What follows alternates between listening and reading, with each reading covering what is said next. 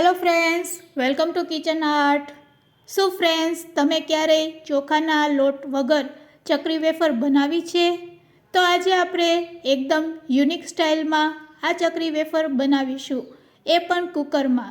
ચોખામાં મરચું મીઠું નાખી બનાવીશું ચકરી વેફર. તો ચાલો ઝડપથી બની જાય તેવી ચકરી વેફર બનાવવાની શરૂઆત કરીશું. એકદમ સફેદ એવી ચકરી વેફર બનશે. રેસીપી સારી લાગે તો લાઈક અને શેર કરજો, અને મારી ચેનલ ઉપર નવા હોય તો મારી ચેનલને સબસ્ક્રાઈબ કરી બાજુનું બેલ બટન દબાવવાનું ભૂલશો નહીં, જેથી કરીને તમને મારા નવા વિડીયોનું નોટિફિકેશન મળતું રહે. ચોખામાંથી ચકરી વેફર બનાવવા માટે સૌપ્રથમ આપણે ચોખા પસંદ કરીશું. તો 1 વાટકી જેટલા આપણે ખીચડિયા ચોખા લેશું, અને ફ્રેન્ડ્સ તેને 5 કલાક માટે આપણે પાણીમાં પલાળી દેશું, જેથી કરીને ચોખા એકદમ સરસ પોચા થઈ જશે. તો અહીંયા મેં 5 કલાક અગાઉ આ રીતે ચોખાને પલાળી દીધા હતા. હવે આ ચોખાને આપણે 2 પાણીથી પહેલાં સારી રીતે ધોઈ લેશું, અને તેમાં રહેલું પાણી છે તેને આપણે દૂર કરી લેશું. તો આ રીતે હાથેથી આપણે તેને સારી રીતે ધોઈ લેશું અને તેનું પાણી આપણે દૂર કરી લેશું. હવે ગેસની ફ્લેમ ચાલુ કરવા પહેલાં આપણે કુકરમાં ધોયેલા ચોખાને એડ કરી દઈશું. ચોખાને એડ કર્યા પછી હવે તેમાં આપણે પાણી એડ કરવાનું છે. તો ફ્રેન્ડ્સ, જેટલી વાટકી તમે ચોખા લીધા હોય તે જ વાટકીના મેઝરમેન્ટથી અહીંયા આપણે 4 વાટકી જેટલું પાણી એડ કરશું. તો 1 વાટકી ચોખાની સામે અહીંયા આપણે 4 વાટકી જેટલું પાણી એડ કરશું. તો હવે આપણે 1 ચમચી જેટલું મીઠું એડ કરી દઈશું. ફ્રેન્ડ્સ, અત્યારે આપણે ફક્ત 1 ચમચી મીઠું જ એડ કરશું, અને કુકરનું ઢાંકણું આપણે બંધ કરી દઈશું. પહેલાં કુકરને લો ફ્લેમ ઉપર થવા દેવાનું, અને પછી 3 સીટી વગાડવાની. 3 સીટી વાગી જાય એટલે આપણે ગેસની ફ્લેમ બંધ કરી દઈશું, અને બધું પ્રેશર કાઢીને ઢાંકણાને ખોલી લેશું. તો ફ્રેન્ડ્સ, તમે જોઈ શકો છો અહીંયા આપણા ભાત છે એ સરસ ઓવરકુક થઈ ગયા છે. બસ આ રીતે ઓવરકુક થાય એ રીતે જ આપણે ભાતને પકાવવાના હોય છે. હવે તેમાં આપણે ઠંડુ પાણી એડ કરશું 2 વાટકી જેટલું, અને પછી તેને બ્લેન્ડર વડે ક્રશ કરી લેશું. તો ફ્રેન્ડ્સ, ચોખાના લોટ વગર પણ તમે આ રીતે ચોખાની ચકરી બનાવી શકો છો. ખૂબ જ સહેલાઈથી આ ચકરી બની જાય છે, અને બનાવતા પણ વાર નથી લાગતી. તો હવે આપણે બ્લેન્ડરથી તેને મેશ કરી લેશું, અને મેશ કર્યા પછી તમે તેની થિકનેસ જોઈ શકો છો. બસ આ થિકનેસ જ આપણે રાખવાની છે.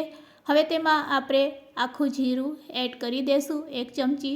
અહીંયા તમે ચીલી ફ્લેક્સ પણ એડ કરી શકો છો, કોથમીર પણ એડ કરી શકો છો, અને સ્વાદ અનુસાર તમે મરચું મીઠું પણ એડ કરી શકો છો.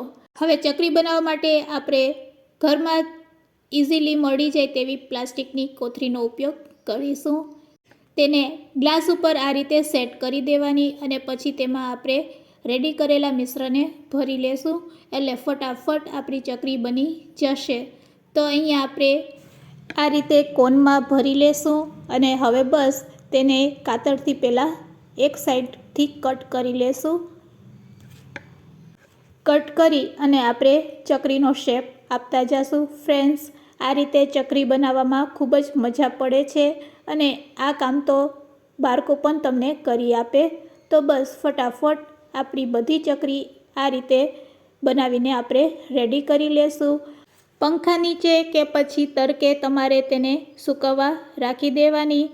પંખા નીચે 2 દિવસ લાગે છે સુકાતા, અને તડકામાં 1 જ દિવસમાં આ ચકરી સુકાઈને રેડી થઈ જાય છે.